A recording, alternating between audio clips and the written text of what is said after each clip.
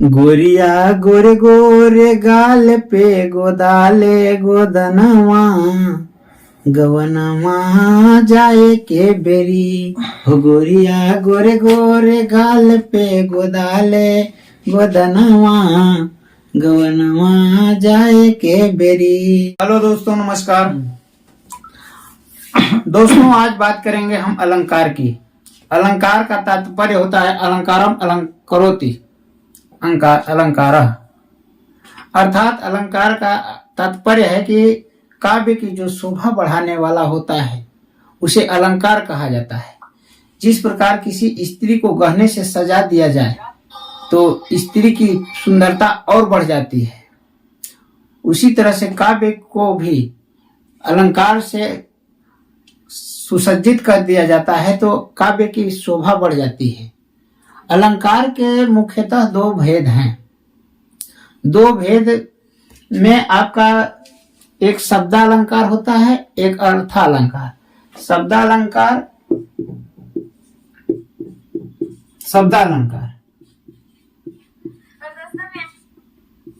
और दूसरा होता है अर्थालंकार।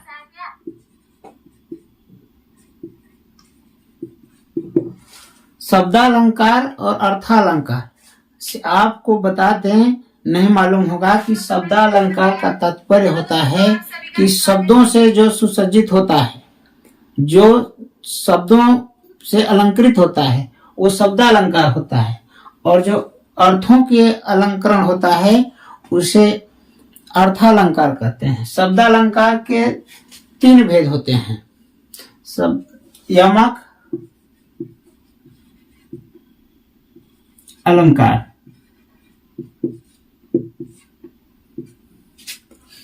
श्लेष अलंकार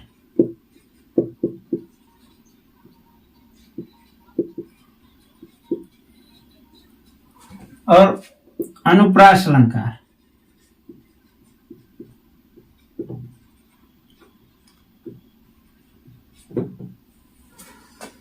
यमक अलंकार, श्लेष अलंकार और अनुप्रास अलंकार, ये तीन भेद होते हैं। और अर्थालंकार के उपमा, रूपक अलंकार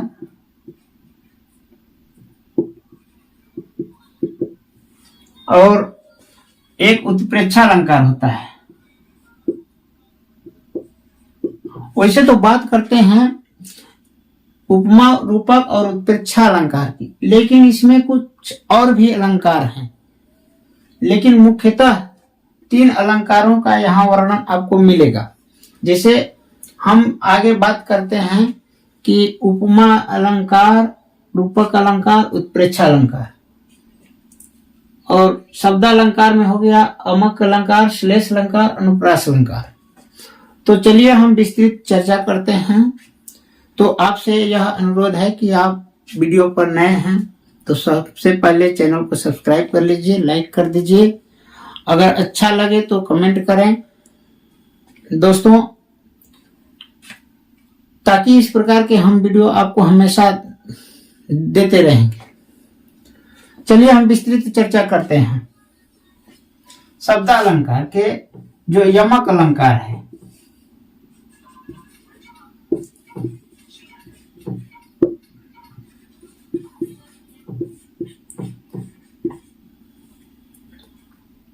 यमक अलंकार का तात्पर्य होता है कि जो शब्दों की बार बार आवृत्ति होती है, एक ही शब्द की बार बार आवृत्ति होती है, जिससे कि एक ही शब्द लाया जाता है। पहले तो अमक अलंकार उसे कहते हैं जो कि एक ही शब्द जब बार बार आता है, एक ही शब्द जब बार बार आता है, लेकिन इसका अर्थ क्या है कि अलग अलग आता है। जैसे मान लीजिए कि कनक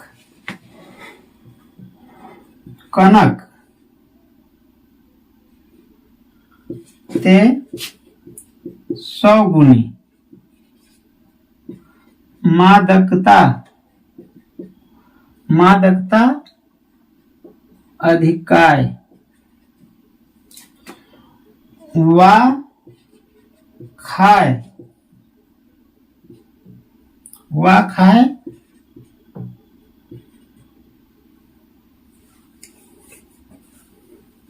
पाए बौराए।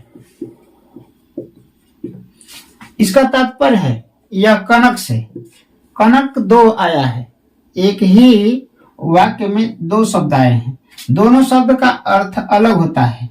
एक कनक का अर्थ होता है सोना और दूसरे कनक का अर्थ होता है धतूरा, धतूरा जो एक घास होता है, धतूरा। तो दोस्तों आपको ये मालूम होगा कि ये जो सोना है, जो व्यक्ति, सोना का तात्पर्य नहीं कि सोने से है, सोना का मतलब जिसे गहना बनाया जाता है, सोना का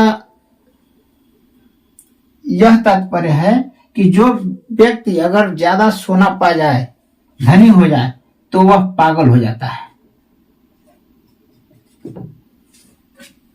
इसका अर्थ यह है। और एक कनक का अर्थ है धतूरा, अगर जो धतूरा खा ले तो वह भी व्यक्ति पागल हो जाता है। तो इस तरह से आपको स्पष्ट हो गया कि कनक एक ही शब्द है लेकिन दो बार आया है। तो दो बार कनक आया है तो दोनों का अर्थ अलग अलग हो गया। तो दोनों का अर्थ अलग है, तो इसी प्रकार यमक अलंकार माना जाता है कि जब एक ही शब्द बार बार आए और उसका अर्थ अलग निकले तो यमक अलंकार होता है।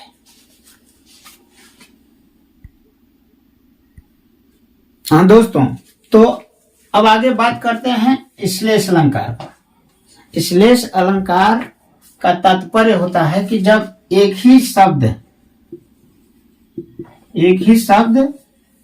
केवल एक बार आए,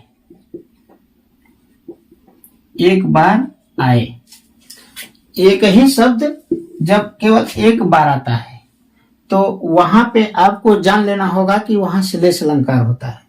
जैसे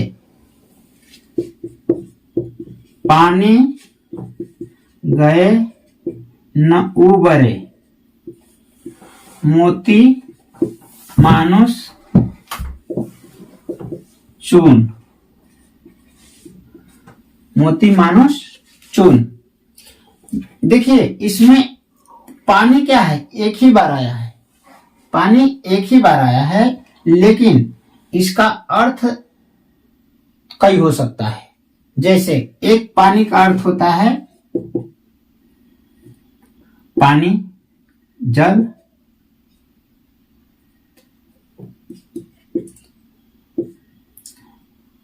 एक पानी का अर्थ होता है इज्जत।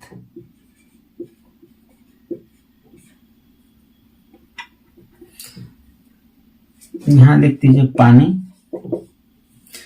ये पानी का अर्थ है जल और एक पानी का अर्थ है इज्जत। तो पानी तो एक ही है, एक ही बार आया भी है, लेकिन इसका अर्थ दो जगह सेट होता है। एक पानी का अर्थ यहाँ मनुष्य से होता है और एक पानी का अर्थ यहाँ चून से होता है, चूना। पानी का मतलब इज्जत। पानी गए न उबरे, कहा गया है कि जिसका पानी एक बार चला जाए, इज्जत चला जाए, वह आदमी दोबारा नहीं उबरता, आगे नहीं बढ़ पाता और अपना रंग बदल देता है। उसी तरह से जब चूने में पानी एक बार पड़ जाए तो फिर वह चूना अपने अवस्था में नहीं आ पाता है, वह अपना रंग रूप सब बदल देता है, फिर वह असली चूना कभी नहीं प्राप्त होता है। तो इसलिए दोस्तों, पानी गए न उबरे मोती मानुष चून, इस प्रकार के जब शब्द एक ही वाक्य में आए, एक ही बार आए और उसका अर्थ अलग अलग निकले, तो इसे जान लेना कि वहां श्लेष अलंकार आपका होगा। टीटी वाले परीक्षार्थियों, आपसे अनुरोध है कि ये जो इस प्रकार के जो संशय है वह आपको पहले ही कंफर्म कर लेना होगा, क्योंकि वहां पे जाने के बाद आपको संशय हो सकता है।